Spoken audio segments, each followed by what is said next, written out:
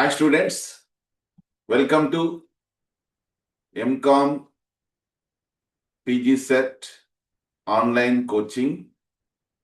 In today's class, we are going to discuss about business class. Dear students, వ్యాపారం న్యాయబద్ధంగా శాంతియుతంగా వివాదాలు లేకుండా జరగాలి అంటే ఖచ్చితంగా చట్టాలు ఉండాలి. ఎందుకు చట్టాలు ఉండాలి అంటే ఎప్పుడైతే ఒక సంఘం ఉంటుందో ఆ సంఘంలో ఘర్షణలు ఉంటాయి. ఆ ఘర్షణలో ఏర్పడినప్పుడు ఒకరికొకరు అర్థం చేసుకొని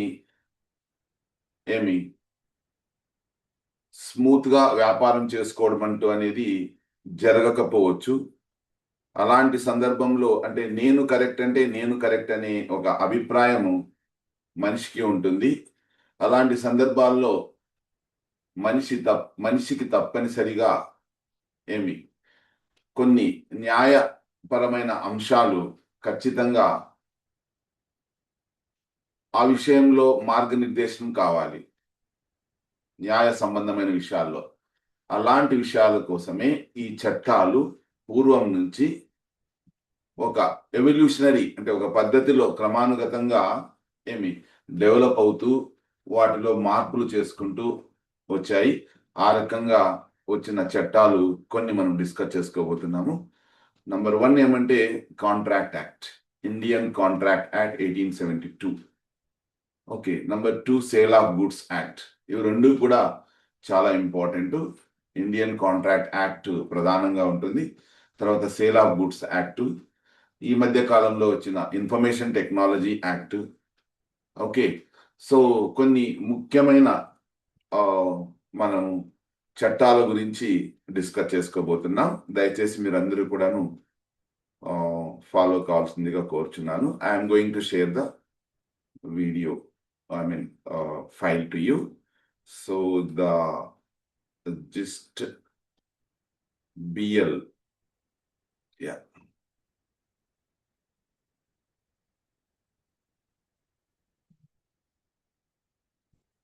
Right student, this is the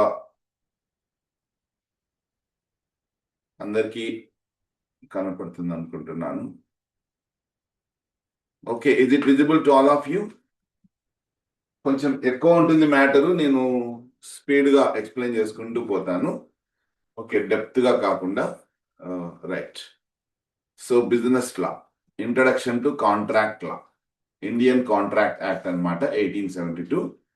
okay, ఇది ఫౌండేషన్ కమర్షియల్ లా అంటే వాణిజ్య చట్టాలకు ఇది ఒక పునాది లాంటిది. ఇది ఏం చేస్తుందంటే ఇద్దరు వ్యక్తుల మధ్య ఒప్పందం జరిగితే అది చట్ట ప్రకారంగా అమలు అయ్యేటట్టుగా చేయడానికి హెల్ప్ అవుతుంది. Okay, so A contract is essentially legal binding agreement అన్నమాట. అంటే చట్ట పరంగా ఒక ఒప్పందం, అంటే అది ఇరు పార్టీలకు రైట్స్ ను క్రియేట్ చేస్తుంది, హక్కులను, తర్వాత బాధ్యతలను కూడాను ఇరు పార్టీల మధ్య, ఇరు లేదా అంతకంటే ఎక్కువ 2 or more పార్టీస్ మధ్య క్రియేట్ చేస్తుంది. సో ఈ కాంట్రాక్ట్ అన్నప్పుడు మినిమం ఇద్దరు ఉండాలి. ఇది పరస్పర అంగీకారంతో ఉంటుంది, మ్యూచువల్ అగ్రిమెంట్తో. సో వీళ్ళిద్దరూ కూడాను ఏ ఉద్దేశంతో అంటే అంటే ఇల్లీగల్ గా కాకుండా లీగల్ సంబంధాన్ని సృష్టించుకునేకు చేయాల్సి ఉంటుంది. ఇది చట్టం ద్వారా అమలు పరచబడుతుంది, ఎన్ఫోర్సబుల్ బై లా అన్నమాట. Okay, so Indian contract act ప్రకారము an agreement enforceable by law is a contract.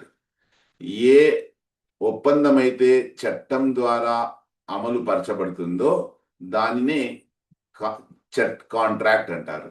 Okay, so ఈ కాంట్రాక్ట్ లో 2 ఎలిమెంట్స్ ఉంటాయి ముఖ్యంగా. ఒకటి agreement, 2 enforceable by law. Agreement అంటే ఒప్పందం అన్నమాట. Every promise and every set of promises forming the consideration for each other. అంటే ఒక అగ్రిమెంట్ లో ఒకటి ఆఫర్ ఉంటుంది, రెండో దాని యాక్సెప్టెన్స్ ఉంటుంది అన్నమాట. అంటే నువ్వు ఒక పని చేస్తావా అని ఒక ఆఫర్ ఉంటే, నేను చేస్తాను ఎస్ అని ఇంకొకటి యాక్సెప్టెన్స్ అన్నమాట. అంటే చేస్తావా, చేస్తాను. సో ఒకరు ఆఫర్ చేస్తే ఇంకొకరు దాన్ని యాక్సెప్ట్ చేస్తారు. నో అన్నామనుకో అక్కడ అగ్రిమెంటే ఉండదు, మొదలు కాదనమాట. ఓకే, చూడండి ఇక్కడ అగ్రిమెంట్కు కాంట్రాక్ట్కు ఒక తేడా ఉంది, అది కూడా మీరు తెలుసుకోవాలి. చూద్దాం. Okay, so A promises to meet B for dinner అన్నమాట. అంటే భోజనానికి రా అని, భోజనానికి నేను వస్తాను అని ఏ ప్రామిస్ చేస్తాడు బికి. ఇది మనము ఏ వస్తాడని బి అన్నం వండి పెట్టినాడు, మంచి డిన్నర్ చేసి పెట్టినాడు, రాలేదు ఏ. అప్పుడు అది మనం కోర్టులోకి వెళ్ళి ఇట్లా నేను మాకు ఖర్చు ఎక్కువైంది అతని కోసమని డిన్నర్ చేసి పెట్టినానని, you can't do that. It is a social agreement. ఓకేనా. చూడు, A promises to sell a car to B for 5 lakhs. ఇది agreement with legal intention and may become a contract. ఇది చట్టం అయ్యే, అంటే ఒక కాంట్రాక్ట్ అయ్యేకి అవకాశం ఉంది, ఎందుకంటే ఇందులో కన్సిడరేషన్ ఉందన్నమాట. This is very very important. Agreement కు ఇంపార్టెంట్ ఏమంటే ప్రతిఫలం ఉండాల. ప్రతిఫలం ఈజ్ వెరీ ఇంపార్టెంట్. ఓకే, ప్రతిఫలం చాలా important. Right students, hope I am trying to make you understand the concepts, right? So ఏంటి అగ్రిమెంట్ కు కాంట్రాక్ట్ కు తేడా ఏమంటే, అగ్రిమెంట్ ఎప్పుడు కూడాను ఏమి లీగల్ ఆబ్లిగేషన్ క్రియేట్ చేయదు. అది జనరల్ గా అగ్రిమెంట్ సాంఘికమైన అంటే డొమెస్టిక్ అన్నమాట, ఈ టైప్ లో ఉంటుంది. కాంట్రాక్ట్ లీగలీ ఎన్ఫోర్సబుల్ ఉన్నది, చట్టపరంగా మనము అమలు పరచవచ్చు. అంటే ఒక పార్టీ ఒక పార్టీ వల్ల ఇంకొక పార్టీ నష్టపోయినాడు అనుకో, చట్టం మనము కోర్టుకి వెళ్ళొచ్చు, కోర్టుకి వెళ్ళి పరిష్కార మార్గాన్ని అడగొచ్చు. That is called legally enforceable. Okay, so ఇక్కడ ఎగ్జాంపుల్స్ అవే ఇక్కడ రిపీట్ అయినాయి చూడండి. A agrees to supply goods to B for money. A ఒప్పుకుంటాడు ఏమని, సరుకులు సరఫరా చేస్తాను అని. ఎవరికి? బితో. దేనికి? డబ్బుకు, కన్సిడరేషన్ అన్నమాట. ఇది కాంట్రాక్ట్ అవుతుంది. సరే, ప్రతి వ్యాలిడ్ కాంట్రాక్ట్ కు కొన్ని ముఖ్యమైన ఎలిమెంట్స్ ఉన్నాయన్నమాట. నంబర్ 1 ఏమంటే, ఒకరు ఆఫర్ చేస్తే ఇంకొకరు యాక్సెప్ట్ చేయాలి. ఇది వెరీ వెరీ ఇంపార్టెంట్. ఒకరు ఆఫర్ చేస్తే ఇంకొకరు యాక్సెప్ట్ చేయాలి. So that is very very very very important. Okay, so ఈ యాక్సెప్టెన్స్ అనేది షరతులు అన్కండిషనల్ గా ఉండాలి. అంటే మనస్ఫూర్తిగా స్వచ్ఛందంగా యాక్సెప్టెన్స్ ఉండాలి, బలవంతంగా ఉండకూడదు అనమాట. ఓకే, సో ఆ యాక్సెప్టెన్స్ అది స్పష్టంగా డెఫినెట్ గా అది కమ్యూనికేట్ చేయబడాలి. ఎవరైతే ఆఫర్ చేస్తారో అతనికి. Right students, next lawful consideration. అంటే ఒకరు ఫలానా పని చేస్తే ఇంకొకటి మీకు ఫలానాది ఇస్తాను అని, అది డబ్బు కావచ్చు, గూడ్స్ కావచ్చు, లేదా తిరిగి సేవ చేయొచ్చు. లేదంటే యాక్ట్ ఆఫ్ అబ్స్టినెన్స్ అంటారు. యాక్ట్ ఆఫ్ అబ్స్టినెన్స్ అంటే something like that, not attending అన్నమాట. Lawful consideration.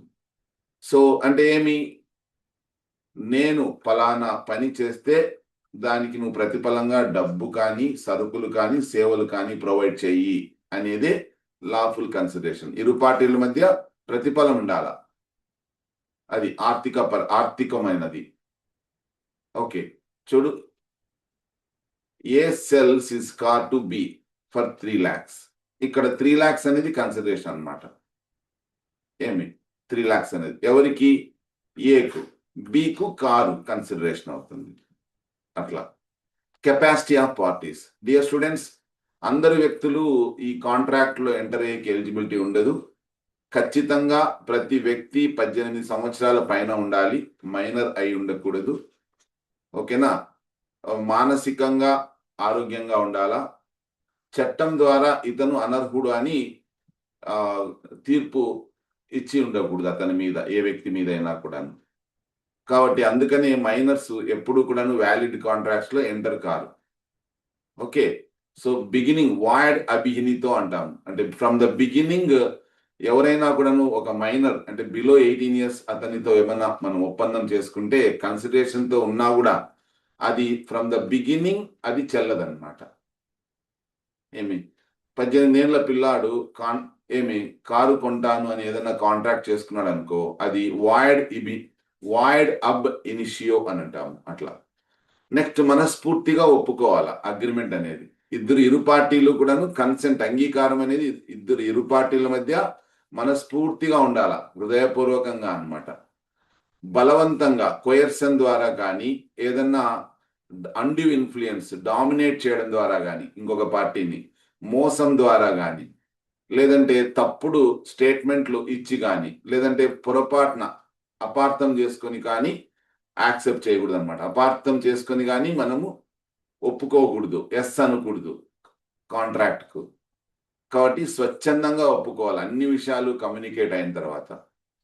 చూడండి, ఏ బెదిరిస్తాడనమాట, బి సంతకం చేయి అని. బెదిరించడం అనేది నాట్ ఫ్రీ, అంగీకారం. కాబట్టి కాంట్రాక్ట్ ఏమవుతుంది, వాయిడబుల్ అవుతుంది బి దృష్టిలో, చెల్లదన్నమాట, చెల్లని కాంట్రాక్ట్ అవుతుంది బి దృష్టిలో. తర్వాత లాఫుల్ ఆబ్జెక్ట్, చట్టం ప్రకారం మనం ఏదైనా ఒక కాంట్రాక్ట్ వస్తే, కాంట్రాక్ట్ చేసుకుంటే ఒక పార్టీ ఆ ఇద్దరి మధ్య న్యాయపరమైన ఆబ్జెక్ట్ ఉండాలన్నమాట. చట్టం ద్వారా ఏమి అది ప్రొహిబిట్ ఉండకూడదు, చట్టం ప్రకారమే ఉండాలా, మోసం ఉండకూడదు, లేదా ఒకరు ఇంకొకరికి ఇంజూరీ లేదా ప్రాపర్టీకి డ్యామేజ్ అయ్యేటట్టుగా ఉండకూడదు అనమాట. ఏమి ఇల్లీగల్ గా ఉండకూడదు. పర్పస్, ఉద్దేశం అనేది ఎవరన్నా చంపడం కోసమో ఇట్లా ఆ టైప్ లో ఉండకూడదు అనమాట. Right, okay. Not expressly declared void, ఏమి అది స్పష్టంగా అది వాయిడ్ అంటే ఏమంటామో అది చెల్లదు అని ఎక్స్ప్రెస్ గా డిక్లేర్ చేయబడి ఉండకూడదు ఏదన్నా ఒక కార్యక్రమం ఇద్దరి మధ్య. Okay, so that is next certainty of terms. ఇక ఇద్దరు వ్యక్తులు ఒప్పందం చేసుకున్నప్పుడు టర్మ్స్ అండ్ కండిషన్స్ స్పష్టంగా రాసుకోవాలి, క్లియర్ గా ఉండాలి, అర్థమయ్యేటట్టుగా ఉండాలి. ఏమి అట్లా సగం సగం తెలిసి ఉండకూడదు, నాట్ వేగ్ అనమాట. ఓకే, అన్సర్టైన్ గా ఉంటే ఆ అగ్రిమెంట్ వాయిడ్ అవుతుంది, చెల్లదు. ఓకే, చూడండి, A agrees to pay B a reasonable amount for services. ఎంతో కొద్దో పే చేస్తాను బికు నువ్వు సర్వీసెస్ ప్రొవైడ్ చేసినందుకు అని ఏ అగ్రీ చేయకూడదు.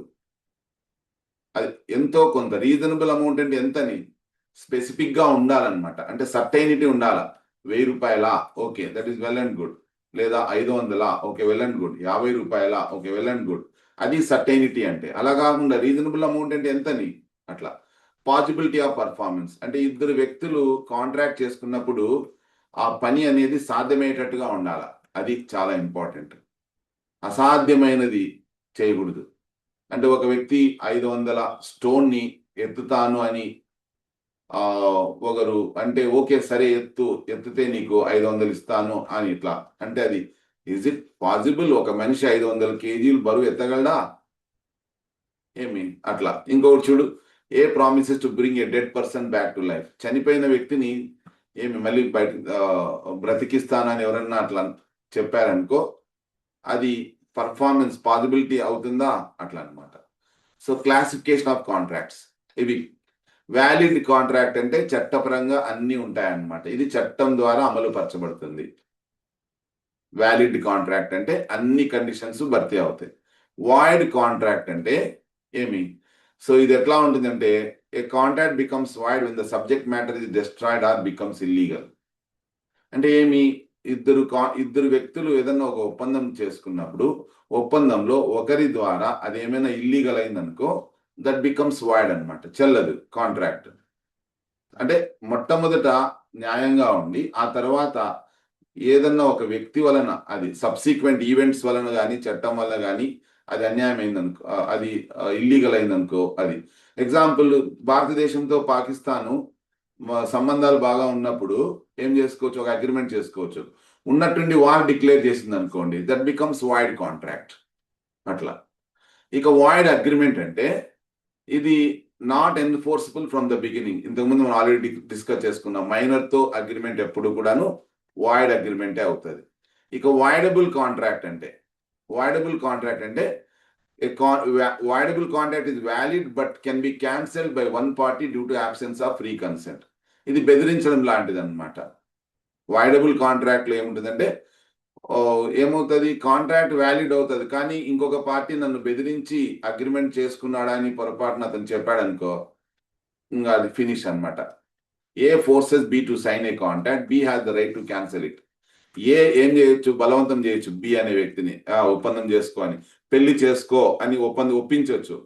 అది బలవంతంగా ఒప్పించారనుకో, బ్లాక్ మెయిల్ చేసి కానీ ఏదైనా రకరకాలుగా, అప్పుడు బి ఏం చేయొచ్చు, కోర్టుకి వెళ్ళొచ్చు క్యాన్సిల్ చేసుకునేది అట్లా. ఇక ఇల్లీగల్ కాంట్రాక్ట్ అంటే ఇంకా ఇది చట్టం ద్వారా ఏమది ప్రొహిబిటెడ్ అన్నమాట. అది దొంగతనం చేయడానికి కానీ, గూడ్స్ స్మగుల్ చేయడానికి కానీ ఇద్దరు పార్టీలు కాంట్రాక్ట్ చేసుకున్నారనుకో, అది ఇల్లీగల్ అవుతుంది అనమాట, పనిషబుల్ కూడా అట్లా. సో ఇక్కడ డిస్టింక్షన్, ఎగ్జామినేషన్ పాయింట్, వాయిడ్ అంటే ఏమి, వాయిడబుల్ అంటే ఏమంటే, వాయిడ్ అంటే not enforceable from the beginning, minor తో కాంట్రాక్ట్. వాయిడబుల్ అంటే ఇంకొక పార్టీ ఏమి ఇట్లా నన్ను బలవంతం చేశారని చెప్పేంత వరకు కూడా వ్యాలిడ్ గా ఉంటుంది, ఆ తర్వాత వాయిడబుల్ అవుతుంది, అంటే చెల్లదన్నమాట. ఇక ఇల్లీగల్ అంటే మీకు తెలుసు, చట్టం ప్రకారమే ఏదన్నా దొంగతనం చేయమని, లేదంటే చంపమని, లేదంటే సరుకులు వేరే దేశం నుంచి తీసుకురామని, ఇట్లా అన్ని ఇల్లీగల్ అవుతాయి. ఓకే, సో అగ్రిమెంట్ అనేది బ్రాడర్ ఏమి మే నాట్ బి ఎన్ఫోర్సబుల్. ఇద్దరు పార్టీలు అగ్రిమెంట్ చేసుకుంటే అది ఏమవుతాయంటే ఎన్ఫోర్స్ కాదు, బట్ కాంట్రాక్ట్ అనేది ఎన్ఫోర్సబుల్ బై లా అన్నమాట. ఇక ఆఫర్, యాక్సెప్టెన్స్, కన్సిడరేషన్ ఇవి డిస్కస్ చేస్తున్నాం. ఓకే, ఆఫర్ అంటే ఇది ఫస్ట్ స్టెప్ అన్నమాట. ఒకరు ప్రతిపాదన చేస్తారు, ఏమి ప్రతిపాదన ఏమని, ఏదన్నా ఒక మోటార్ సైకిల్ నువ్వు కొంటావా నాది 60,000కు అని బికి ఆఫర్ చేయొచ్చు, అది వ్యాలిడ్ ఆఫర్ అవుతుంది. ఓకేనా, I will visit your home tomorrow అనేది ఇక్కడ ఇందులో కన్సిడరేషన్ లేదు కాబట్టి నో లీగల్ ఇంటెన్షన్, కాబట్టి ఆఫర్ కాదు. సో ఇక్కడ ఆఫర్లో ఏమంటే ఒక చట్టపరమైన సంబంధము కుదుర్చుకునే ఉద్దేశం ఉండాలి, ఏమి టర్మ్స్ అండ్ కండిషన్స్ సర్టైన్ గా ఉండాలి, ఖచ్చితంగా ఆఫర్ను అర్థమయ్యేటట్టుగా అవతల వ్యక్తికి చెప్పాలి, ఏమి ఆఫర్ కు కట్టుబడి ఉండాలి. ఫస్ట్ అమ్ముతానని చెప్పి తర్వాత నేను అమ్మను అనకూడదు అనమాట ఏదన్నా ఒక విషయాన్ని. ఓకే, తర్వాత లీగల్ కెపాసిటీ ఉండాలి, అంటే మానసికంగా బాగా ఉండాలా, మైనర్ అయి ఉండకూడదు, చట్టం ద్వారా బహిష్కరింపబడి ఉండకూడదు. ఈ ఆఫర్లు ఎక్స్ప్రెస్ ఆఫర్ అంటాం, అంటే డైరెక్ట్ గా I will sell my laptop for 40,000 అని ఎక్స్ప్రెస్ చేయొచ్చు. ఇంప్లైడ్ ఆఫర్ అంటే మన ప్రవర్తన ద్వారా డైరెక్ట్, ఎగ్జాంపుల్ ఒక ఆర్టీసీ బస్సు ఉంది అనుకోండి, ఎక్కినావు అనుకో, ఒక బస్ ప్యాసింజర్ ఎక్కినాడు అనుకో, దాని అర్థం ఏంటి, ఆటోమేటిక్ గా నువ్వు అగ్రిమెంట్ లోకి వచ్చినట్టే, కాంట్రాక్ట్ లోకి వచ్చినట్టే, నువ్వు నన్ను పలానా చోటుకు తీసుకెళ్ళు, నేను డబ్బులు ఇస్తాను అని. అట్లా ఇంప్లైడ్ ఆఫర్ అంటే చెప్పాల్సిన అవసరం లేదు. స్పెసిఫిక్ ఆఫర్ అంటే స్పెసిఫిక్ గా ఉంటుంది. Example, A offers to cell is house only to be, నేను బికి మాత్రమే అమ్ముతాను, మిగతా వాళ్ళకి అమ్మను అంటే స్పెసిఫిక్ ఆఫర్. ఇంకా జనరల్ ఆఫర్ అంటే మనం పేపర్లో ఇస్తూ ఉంటాం, న్యూస్ పేపర్లో అట్లాంటి చోట. ఏమి ఎవరైనా కుక్కను పోగొట్టుకుపోయిన కుక్కను తీసుకొని వస్తే 10,000 ఇస్తాను అని ఒక ఆఫర్ ఇచ్చారనుకో, అది జనరల్ ఆఫర్ అవుతుంది అట్లా. రైట్, ఇంకా స్టాండింగ్ ఆఫర్ కంటిన్యూస్ గా ఉంటుంది, ఎప్పుడు ఆఫర్ టర్మినేట్ కావచ్చు అంటే ఏమి మోస్ట్ ఇంపార్టెంట్, అది ఆఫరరే దాన్ని విత్డ్రా చేసుకున్నప్పుడు కానీ, ఆఫర్ రిజెక్ట్ చేసినప్పుడు కానీ, టైం అయిపోయినాక కానీ, ఆఫరర్ చనిపోయినా, ఏమి కండిషన్స్ ఏమైనా ఫెయిల్ అయినా, ఇట్లా అన్నమాట ఇది. ఇంకా నెక్స్ట్ యాక్సెప్టెన్స్. యాక్సెప్టెన్స్ అంటే ఆఫర్ కు అంగీకారం తెలిపితే దాన్ని యాక్సెప్టెన్స్ అంటాం. ఇది అబ్సల్యూట్ అండ్ అన్కండిషనల్ ఉండాలి, అంటే షరతులతో కూడి ఉండకూడదు అనమాట. A offers to sell bike for 50,000, B agrees to buy for 45,000. అంటే ఒక అతను 50,000కి బైక్ ఇస్తాను అంటాడు, నేను అమ్ముతాను అంటాడు, లేదు నేను 45,000కే కొంటాను అంటాడు, అది కౌంటర్ ఆఫర్ అవుతుంది, నాట్ యాక్సెప్టెన్స్ అన్నమాట. కాబట్టి ఇతను చెప్పిన దానికి, అంటే బార్గెన్ చేసినాక ఇతను కూడా ఓకే 45,000కి నేను కూడా ఇస్తానంటే ఓకే, కానీ ఇతను 50,000 మీదే ఉన్నాడు అనుకో, ఇతను నేను 40,000 కొంటాను అని అనడం తప్పు అవుతుంది. అంటే తప్పు అవుతుందంటే ఇతను తప్పేం కాదు, అతను కిందికి దిగేలా చేయొచ్చు అట్లా, బట్ ఇతను కూడా ఒప్పుకోవాలి, ఆఫరర్ ఎవరైతే ఆఫర్ చేస్తారో అతను కూడా ఒప్పుకోవాలన్నమాట అట్లా. Right, communication of acceptance. Okay, ఒక ఆఫర్ కు యాక్సెప్టెన్స్ అనేది అవతల వ్యక్తికి తెలియచేయాల. మనసులో నేను కొంటాను అని అనుకొని అట్లే ఉంటే అతను ఎవరైతే ప్రపోజల్ పెట్టింటాడో అతను వేరే వాళ్ళకు అమ్మినాడు అనుకో, నేను కొంటాను కదా, నేను కొంటానని అనుకున్నాను కదా అని నువ్వు అనేక లేదు. ఎక్స్పెక్ట్ చెప్పాలన్నమాట. అది ఒక టైం లిమిట్ ఉంటుంది, పలానా టైం. ఇది పెళ్లి చూపులు కూడా వర్తిస్తుంది ఇట్లాంటివి. టైం లోపల చెప్పాలి, లేకపోతే వేరే వాళ్ళకి మనము బంధుత్వాలు అట్లనే చాలా వరకు cancel అయిపోతుంటాయి.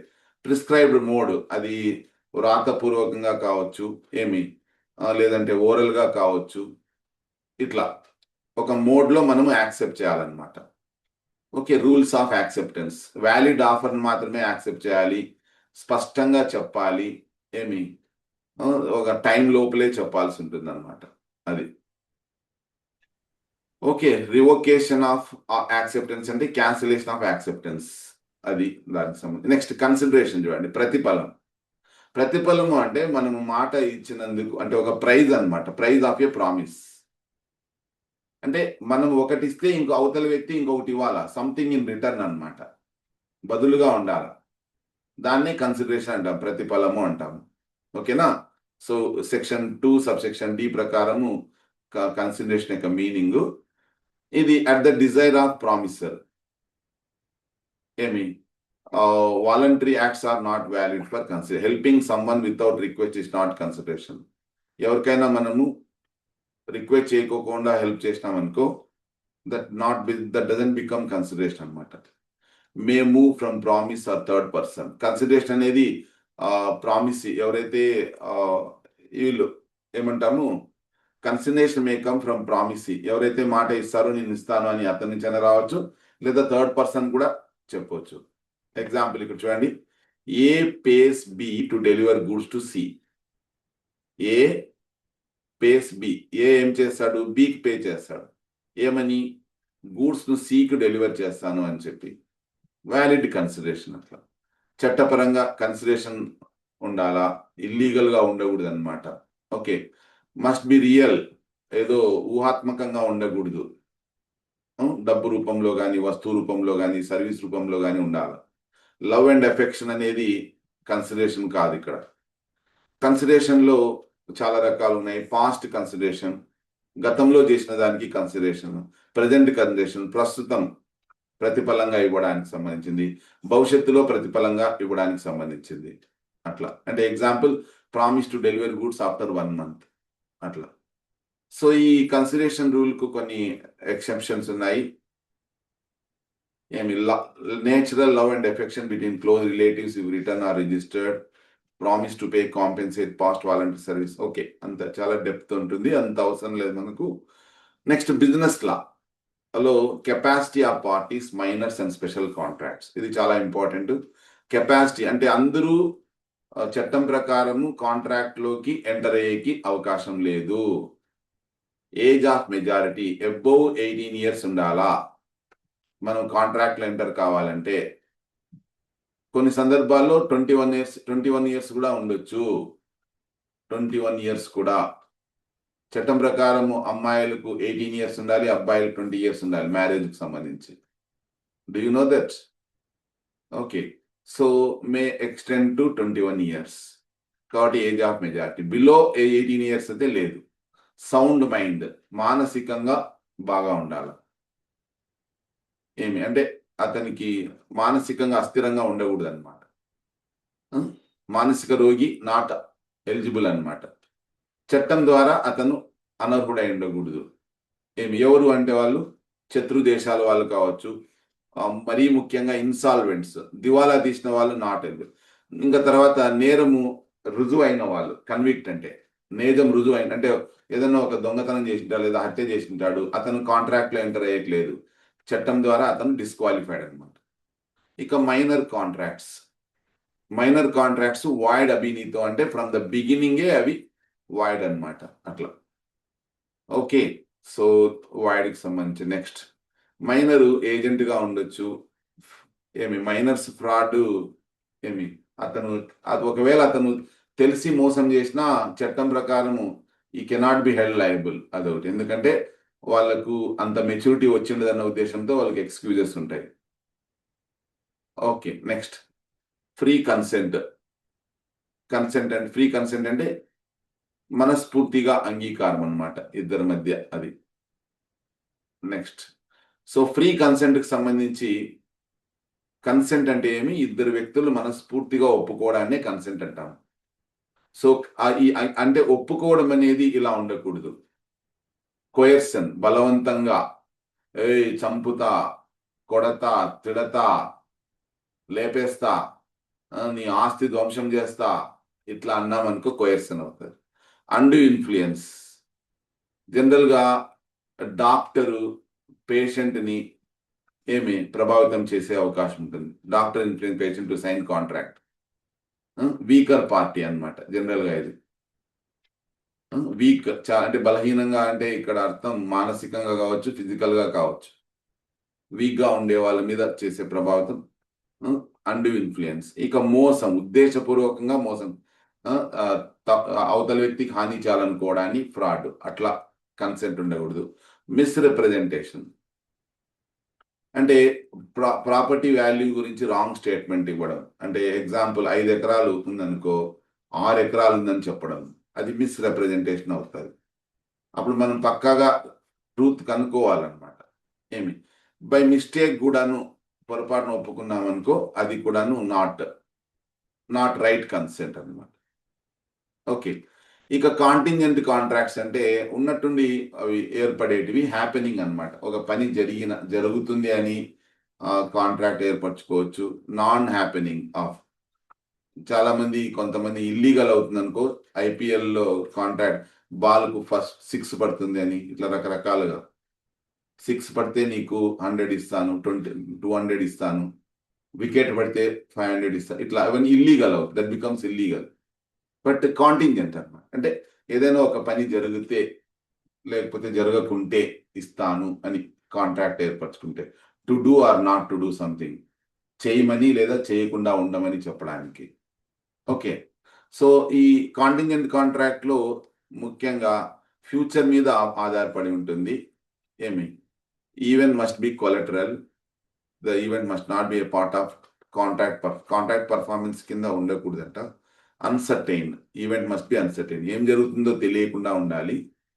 Okay, contingent contracts rule ఏమి, if event becomes impossible contract becomes void, అసాధ్యం అనుకున్నప్పుడు అది చెల్లదన్నమాట.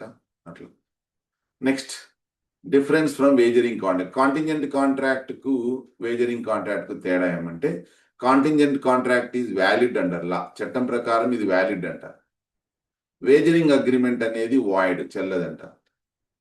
ఓకే, ఏంటి వేజరింగ్ అగ్రిమెంట్ అంటే, ఇది ఆల్మోస్ట్ గ్యాంబ్లింగ్ లాంటిది అనమాట. అట్లా కాంటింజెంట్ కాంట్రాక్ట్ లో రియల్ గా ఆసక్తి ఉంటుంది. గ్యాంబ్లింగ్ లో ఎట్లా అంటే మోసం, ఒకరు విపరీతంగా నష్టపోవడానికి అవకాశం ఉంటుంది అట్లా. Next, coming to discharge and breach of contracts. అంటే కాంట్రాక్ట్ ఎట్లా మనము డిశ్చార్జ్ అవ్వాలా అంటే, ఒకటి పని పూర్తి చేసి డిశ్చార్జ్ కావచ్చు, డిశ్చార్జ్ బై పర్ఫార్మెన్స్. తర్వాత డిశ్చార్జ్ బై మ్యూచువల్ అగ్రిమెంట్, అంటే పని పూర్తి కాకనే ఇద్దరు అగ్రి చేసుకొని ఏం చేయొచ్చు, ఇద్దరు కాంట్రాక్ట్ నుంచి డిశ్చార్జ్ కావచ్చు అన్నమాట. అట్లా డిశ్చార్జ్ బై మ్యూచువల్ అగ్రిమెంట్ అంటే.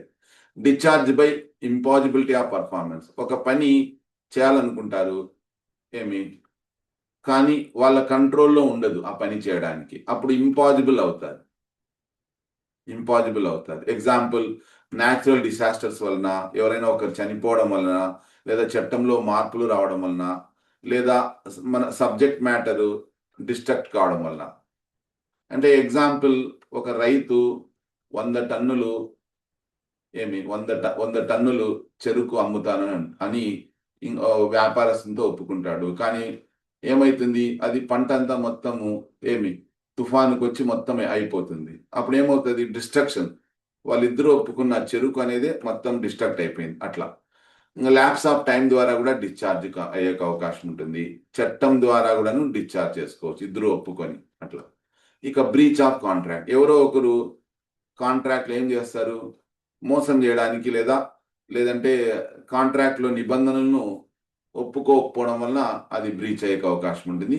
బ్రీచ్ అంటే అర్థం ఏంటంటే ఉల్లంఘన, అంటే కాంట్రాక్ట్ రిఫ్యూజ్ చేయడం. నేను చెయ్యను, నేను ఈ కాంట్రాక్టు పర్ఫామ్ చెయ్యను, నాకు ఇష్టం లేదు అని. యాక్చువల్ బ్రీచ్ కావచ్చు, యాంటిసిపేటరీ బ్రీచ్ కావచ్చు, ఏమి అంటే ఫ్యూచర్ రిలేటెడ్ అన్నమాట అట్లా. మరి అప్పుడు ఒకవేళ ఎవరైనా ఒకరు కాంట్రాక్టులో ఒక నిబంధనలకు ఒప్పుకోను అని చెప్పారనుకో, అప్పుడు డ్యామేజెస్ కోసం, అవి మానిటరీ కాంపెన్సేషన్ కోసం మనము దెబ్బతిన్న పార్టీ కోర్టులో దావా వేయొచ్చు. ఏమి అవి damages, ordinary damages, special damages, లేదా నామినల్ డ్యామేజెస్, లేదా విండిక్టివ్ డ్యామేజెస్ ఉంటాయి. ఆర్డినరీ డ్యామేజెస్ డైరెక్ట్ లాస్కు, స్పెషల్ డ్యామేజెస్ ఇండైరెక్ట్ గా నష్టం చేసినందుకు, నామినల్ డేజెస్ ఏమైనా చిన్న బ్రీచ్ చేసినందుకు, ఉద్దేశపూర్వకంగా చేసినప్పుడు విండిక్టివ్ డ్యామేజెస్ అంటాం అట్లా. ఓకే, సో ఇవి నెక్స్ట్ ఇంకా కొన్ని concepts. Remedies for breach of contract లో స్పెసిఫిక్ పర్ఫార్మెన్స్ అని, sale of unique property, injunction. Court injunction అంటే అర్థం ఏంటంటే ఒక పార్టీ పని చేయొద్దు అని కోర్టు ద్వారా ఒక ఆర్డర్ తీసుకొని వస్తాం అట్లా. క్వాంటమ్ మీరిట్ అంటే if it means payment for work done when contract is partially perform. ఏదైనా ఒక పనిలో అంటే గోడ కట్టడానికి సంబంధించి, ఓకే పునాదుల వరకు గోడ కట్టినారనుకో, అంతవరకు డబ్బులు ఇచ్చి మనం ఆ తర్వాత కాంట్రాక్ట్ ను రద్దు చేసుకుంటాం అట్లా. ఇది okay. Okay students, important legal principles. Next sale of goods act. Sale of goods act చాలా ఇంపార్టెంట్, 1930లో వచ్చింది. ఇందులో ఏమంటే మూవబుల్ ప్రాపర్టీ అన్నమాట. డబ్బు తర్వాత ఏమైనా క్లెయిమ్స్, యాక్షనబుల్ క్లెయిమ్స్ కాకుండా, యాక్షనబుల్ క్లెయిమ్స్ అంటే stocks, shares, growing crops, goods ఇవన్నీ. So every kind of movable property goods కింద వస్తుంది. ఎగ్జాంపుల్ చూడండి, మొబైల్ ఫోన్స్, బుక్స్, వెహికల్స్ అవి. కానీ ల్యాండ్, బిల్డింగ్స్, మనీ ఇవన్నీ కూడాను నాట్. ఎందుకంటే నాట్ మూవబుల్, డబ్బు అనేది కాదు అక్కడ. Sale, agreement to cell. Sale అనేది ఏమి, when ownership is transferred immediately from seller to buyer for a price, అది సేల్ అంటాం. ఇమ్మీడియట్లీ ఓనర్షిప్ ఏమవుతుంది, సేల్లో వెంటనే ట్రాన్స్ఫర్ అవుతుంది అనమాట. అగ్రిమెంట్ టు సెల్ అంటే ownership will be transferred in future. Ownership agreement to సెల్లో ఓనర్షిప్ ఫ్యూచర్ లో ట్రాన్స్ఫర్ అవుతుంది, ఏదో మొత్తం అమౌంట్ అంతా పే చేసిన తర్వాత. ఎగ్జాంపుల్, 2 నెలల తర్వాత నీకు మొత్తాన్ని పే చేస్తాను అంటే 2 నెలల తర్వాతనే అది అగ్రిమెంట్ ఏమంటాము, ఓనర్షిప్ ట్రాన్స్ఫర్ అవుతుంది అనమాట అట్లా. ఇక కండిషన్స్, వ్యారంటీస్. కండిషన్స్ అంటే essential term of the contract which is fundamental to agreement. Contract లో ఖచ్చితంగా కండిషన్స్, వ్యారంటీస్ ఉంటాయి. వ్యారంటీ అంటే మనము మన దీంట్లో ఒక సరుకును అమ్మే దాంట్లో చెప్పుకున్నప్పుడు వ్యారంటీ, గ్యారంటీ అని 2 అంశాలు ఉన్నాయి. ఓకే, కండిషన్లు అంటే షరతులు, అంటే జాగ్రత్తగా దాన్ని పెట్టుకోవాలి అన్నప్పుడు మనం జాగ్రత్తగా పెట్టుకోవాలా, వర్షానికి దీనికి అట్లా నానపకూడదు. వ్యారంటీ అంటే ఏదైనా రిపేర్ చేయడానికి సంబంధించి. గ్యారంటీ అంటే ప్రోడక్ట్ రీప్లేస్మెంట్ ఉంటుంది. గ్యారంటీ అంటే ప్రోడక్ట్ రీప్లేస్మెంట్ ఉంటుంది. వ్యారంటీ అంటే మనకు సరుకును రిపేర్ చేసిస్తారనమాట అట్లా. ఇది will be repaired free for 1 year అట్లా వ్యారంటీ అంటే. Okay okay students, next implied conditions. Condition as to title, description, quality are fitness ఇవన్నీ ఉన్నాయి. ఇంప్లాయిడ్ వ్యారంటీస్. ఓకే, ఇక rights of unpaid cellar. Rights of unpaid cellar అంటే unpaid cellar అంటే who has not received full payment. ఎవరైతే full payment తీసుకోలేదో అతన్ని unpaid cellar అంటారు. అతను డబ్బు అతనికి ఇవ్వలేదనుకో, అతనితోనే తన వస్తువు పెట్టుకునే హక్కు ఉంటుంది. ఎక్కడైనా దారిలో పోతుంటే దారిలో కూడా స్టాప్ చేసుకోవచ్చు, ఎవరికైనా తిరిగి అమ్మవచ్చు. ఏమి రైట్స్ ఎగెనెస్ట్ బయ్యర్ పర్సనలీ. లేదంటే ఆ సరుకు ఆల్రెడీ కొనుగోలుదారునికి పోయింటే అతని అది కేసు వేసి సరుకు డబ్బులు ఇచ్చుకోవచ్చు. లేదా అతను నష్టం ఏమైనా వస్తే ఆ డ్యామేజెస్ కూడాను ఏమి మనము కోర్టులో కేసు వేయచ్చు. ఇక cyber law, digital contracts. Cyber law మరి ముఖ్యంగా ఇన్ఫర్మేషనల్ టెక్నాలజీ యాక్ట్ 2000 అనేది చాలా ఇంపార్టెంట్. సైబర్ లా యొక్క ముఖ్య ఉద్దేశం ఏంటంటే ఎలక్ట్రానిక్ ట్రాన్సాక్షన్స్ కు, డిజిటల్ రికార్డ్స్ కు లీగల్ రికగ్నిషన్ ఇస్తుంది. ఇది ఈ కామర్స్ ను, ఆన్లైన్ బిజినెస్ ను ప్రమోట్ చేస్తుంది, మనకు సెక్యూరిటీ ప్రొవైడ్ చేస్తుంది అట్లా. ఓకే, సో సైబర్ లాలో ఏమేమి కవర్ అవుతాయి అంటే electronic contracts, agreements, digital signature, online banking, digital payments, cyber crimes, hacking, fishing, identity theft, data protection, privacy issues ఇవన్నీ కవర్ అవుతాయి. ఓకే, సో ఇది డిజిటల్ సిగ్నేచర్ చాలా ఇంపార్టెంట్. అంటే ఎలక్ట్రానిక్ ఆథెంటికేషన్ అనమాట. అంటే మాన్యువల్గా మనము సైన్ పెట్టాల్సిన అవసరం లేకుండా డిజిటల్ సిగ్నేచర్ అంటే మన ఫ్యాసిమైల్ అంటారు. ఫ్యాసిమైల్ అంటే సేమ్ మన సిగ్నేచర్నే దాన్ని మనము స్కాన్ చేసి అట్లా చేస్తాం. అట్లా legal validity of digital signature. So digital signatures మీరు ఎంఆర్ఓ వీళ్ళందరూ కూడాను పాస్బుక్లో ఏమి డిజిటల్ సిగ్నేచర్స్ చేస్తూ ఉంటారు. అవి లీగలీ రికగ్నైజ్డ్ అనమాట. ఓకే, ఇక దాని యొక్క అడ్వాంటేజెస్. సైబర్లా సేఫ్టీ మెకానిజమ్స్ అంటే ఇన్క్రిప్షన్, అంటే వేరే ఎవరు కూడాను డాటాను తస్కరించే అవకాశం ఉండదు. ఆథెంటికేషన్ ఉంటుంది, దాన్ని యాక్సెప్ట్ చేస్తారు. డిజిటల్ సర్టిఫికేట్స్ కూడాను ఇప్పుడు యాక్సెప్టెడ్, ఒరిజినల్ తీసుకెళ్లాల్సిన అవసరం లేదు, ఆన్లైన్లోనే చూపించచ్చు. ఫైర్ వాల్ ప్రొటెక్షన్ ఉంటుంది. ఓకే, ఎలక్ట్రానిక్ కాంట్రాక్ట్స్ కూడాను ఇప్పుడు వ్యాలిడిటీ ఉంది. Okay, clicking by now an Amazon and making payment creates a valid contract అనమాట. ఓకే, ఇంకా సేమ్ ఎలక్ట్రానిక్ కాంట్రాక్ట్ లోనే మన ఎసెన్షియల్స్ ఆఫ్ కాంట్రాక్ట్ మాదిరే ఉంటాయి. ఇవి క్లిప్ ర్యాప్ అగ్రిమెంట్స్ అంట, బ్రౌజ్ ర్యాప్ అగ్రిమెంట్స్ ఇట్లా ఉంటాయి. ఓకే, ఇక అడ్వాంటేజెస్, లిమిటేషన్స్. ఓకే, ఇంకా సైబర్ క్రైమ్ అంటే కంప్యూటర్, ఇంటర్నెట్, డిజిటల్ సిస్టమ్స్ ద్వారా ఇల్లీగల్ యాక్టివిటీస్ చేయడాన్ని సైబర్ క్రైమ్ అంటాము. ఇవి చాలా రకాలుగా ఉన్నాయి. ఓకే, నెక్స్ట్ 7th టాపిక్, ఇక జస్ట్ 2 minutes ఉంది. Employees compensation act. Dear students, అంటే ఉద్యోగులు ఏదైనా నష్టపోతే వాళ్లకు నష్టపరిహారానికి సంబంధించినది. అది వాళ్ళు వికలాంగులైనా, ఏదైనా దెబ్బలు తగిలినా, చనిపోయినా వాళ్లకు ఖచ్చితంగా నష్టపరిహారం చెల్లించాల్సి ఉంటుంది. అది దానికి సంబంధించిన యాక్ట్. సో మరీ ముఖ్యంగా ప్రమాదకరమైన పనులలో ఇండస్ట్రీలో పనిచేసే వాళ్లకు, లేదా ఫిజికల్గా మాన్యువల్గా వర్క్ చేసే వాళ్లకు, మైన్స్, గనులు, రవాణా సంస్థల్లోనూ ఇట్లాంటి సంస్థల్లో పనిచేసే వాళ్ళకు ఈ చట్టం వర్తిస్తుంది. ఓకే, ట్రక్ డ్రైవర్, లాజిస్టిక్స్ కంపెనీలో పనిచేస్తే అది ఈ చట్టం వర్తిస్తుంది అనమాట. Okay, so liability for compensation, వీళ్ళకి ఏ రకంగా ఎంత డబ్బు వస్తుంది ఏమైనా దానికి సంబంధించి.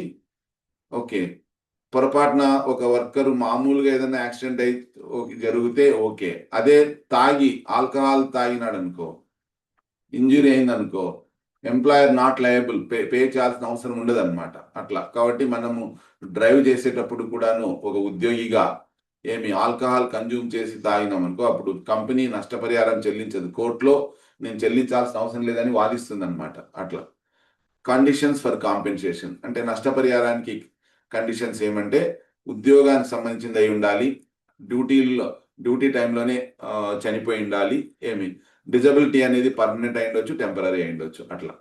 Okay, types of employment injury, చాలా సివియర్ ఇంజురీ, టోటల్ డిజేబుల్మెంట్ అంటే కాళ్ళు చేతులు ఇంకా పని చేసేకి అనర్హులు అనమాట, పార్షియల్ డిజేబుల్మెంట్, టెంపరీ కొన్నాళ్ళు మాత్రమే డిజేబుల్మెంట్, ఇట్లా అనమాట. కాంపెన్సేషన్ ఎంప్లాయీ ఏజ్ని బట్టి, మంత్లీ వేజెస్ని బట్టి, డిజబిలిటీని బట్టి ఇస్తారు.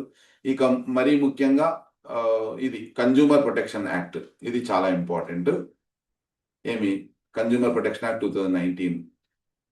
రైట్ స్టూడెంట్స్, ఇది ఇవన్నీ కూడా మీరు చదువుకోవచ్చు, సింపుల్గా ఉన్నాయి. Right to safety, right to safety, right to information, right to choose, right to be heard, right to seek redressal, right to consumer education అనేది చాలా ఇంపార్టెంట్. పరిష్కార మార్గానికి 3 కమిషన్లు ఉన్నాయి, డిస్ట్రిక్ట్ కమిషన్, స్టేట్ కమిషన్, తర్వాత